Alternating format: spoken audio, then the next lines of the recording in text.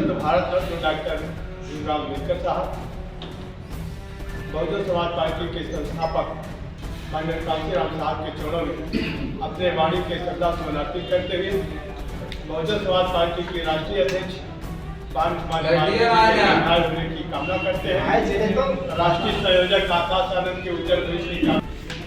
इस विधानसभा में 14 अप्रैल की तैयारी के लिए जो बैठक की गई है, इस बैठक में उपस्थित हमने पूरे परिवार की कुर्बानी दे दी हमारे लिए, और उस करते हुए हमको वहां पहुंचना चाहिए। हालांकि ये 14 अप्रैल ये बहुजन समाज के लगभग हर घरों में मनाया जाता है, लेकिन हर जगह का अपना अलग अलग कीमत और वजूद होता है। जैसे पानी वही है, लेकिन जब स्नान करने का समय होता है संगम का, तो लोग इलाहाबाद जाते हैं या अयोध्या जाते हैं या बनारस जाते हैं। उसी हिसाब से हमको लखनऊ जाना था। लखनऊ हमारा संगम, हमारे महापुरुषों का स्थली है। यही समझ के माननीय कांशीराम साहब ने, बहन जी ने उस स्थली को बनाया है कि लोग मानते रहें, जानते रहें, लेकिन इस स्थान पर पहुंचकर ये साबित करें कि हम डॉक्टर भीमराव अंबेडकर के लिए तहे दिल से, तन मन धन और तीनों से इनको मानते। तो ये जाना जरूरी है।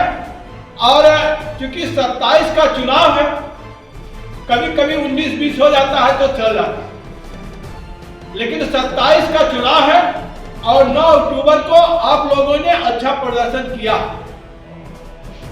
आप ही लोगों ने।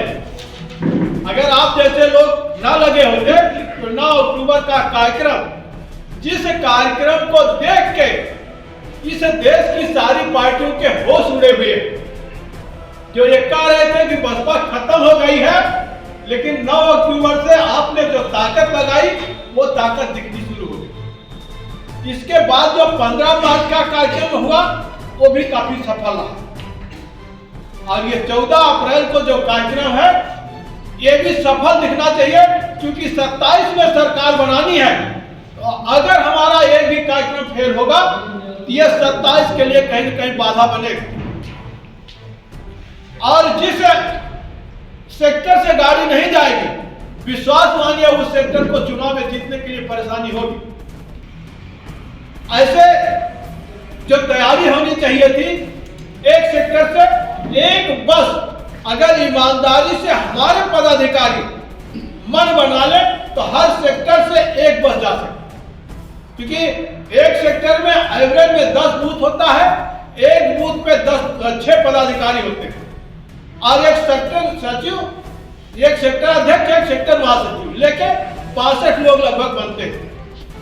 और 62 लोग अगर मन बना ले तो हर हालत में हम बस ले जा सकते।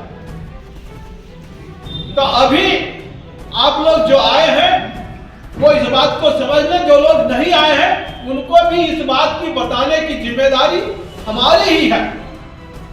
केवल ये जिम्मेदारी अकेले किसी की नहीं है, सब लोग कार्यकर्ता हैं।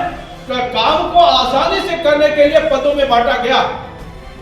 ऐसा नहीं है कि कोई हमारा बूथ का पदाधिकारी है तो वो कमजोर है, वो भी अच्छा, क्योंकि बूथ के पदाधिकारी से ही सारा निर्णय होता।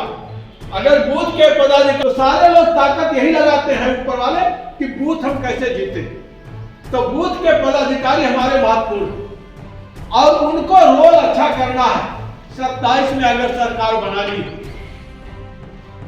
और अगर नहीं बनेगी तो खतरा तो अभी है ही, खतरे चल रहे हैं, कोई भी घटनाएं हो रही हैं, अन्याय अत्याचार हो रहा है, थाने में FIR नहीं लिखा जा रहा।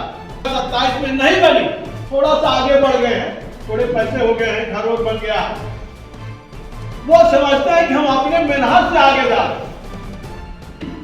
ये गलत फहमी है। ये मोटरसाइकिल से निकलेंगे, इन्हीं के घर के लड़के बैंक से पैसा निकालेंगे और हत्या होगी इन्हीं की होगी।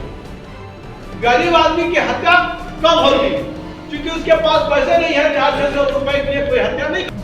तो जो 1,50,000 बैंक से लेके निकलेंगे ना, तो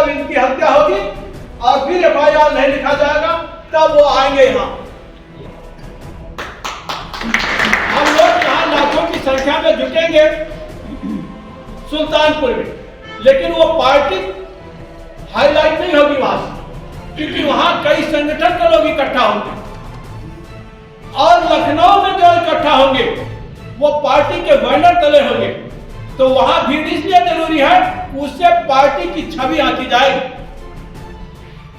हम लोग बहाना जरूर मार सकते हैं कि हमारे यहां से वो सजेगा झांकी, तो झांकी सजेगी, इसके लिए जो व्यवस्था है कि आप खुद सुबह निकलिए, 8 से 10 बजे तक वहां रहिए, 10 बजे के बाद आप निकलिए, 12 से 1 बजे तक आप पहुंच जाइए और पार्टी को भी मजबूत रखिए। मतलब है लखनऊ चलिए, क्योंकि वहां से ही परिवर्तन हुआ है।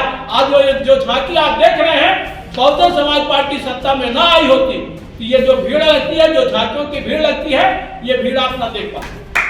स्टेट पे नहीं, इस बात को मान के बहन जी के निर्देश का अक्षरशः पालन होना चाहिए। बीच में अपने ढंग से कोई उसमें वो नहीं होना चाहिए।